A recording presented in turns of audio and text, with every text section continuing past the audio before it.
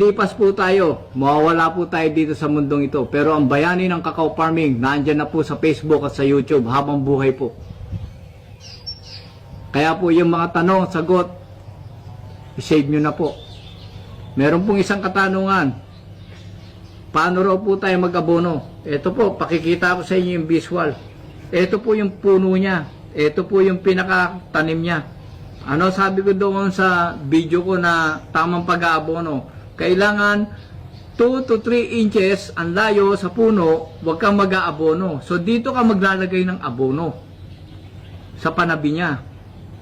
Hindi dito mismo sa puno.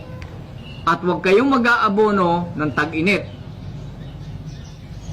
Ano po ang epekto ng tag-init na pag-aabono? Ang taproot po niya, mamamatay po kapag po nainitan siya ng sobrang init ng abono. Yan pong heat combination ng abono. Sino po yung mga chemical engineer dyan? Tingnan nyo po kung tama ang sagot ko. Magkakaroon po ng chemical reaction ng abono nyo. Pagka nagkaroon po ng chemical reaction ng abono nyo, syempre matutunaw siya. Pag tunaw niya, kukunin niya ng ugat. Pero kung mainit ang panahon, papaano makakatulong ang abono sa kanya? So hindi po dapat tayo mag-abono ng napakainit. Isa pa pong tip, kailangan pagka naka 5 days kayong mainit, huwag kayong mag-aabono. Magdilig po muna kayo bago kayo mag-abono.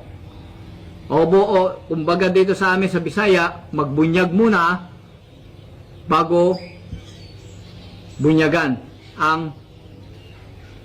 bago maglagay ng abono. Bunyagan muna. So yan po. Tanong, anong klaseng abono po ang ginagamit ko? Ang ginagamit ko pong abono is Triple 14. Pero kapag ito'y tinanim nyo na, yung cacao na ito, kapag ito'y naitanim ko na, meron silang monthly na carbonated rice hull. Ano po yung carbonated rice hull? Yung sinunog na palay. Abo. Pwede po kayong gumamit ng kahit anong abo basta galing po sa halaman.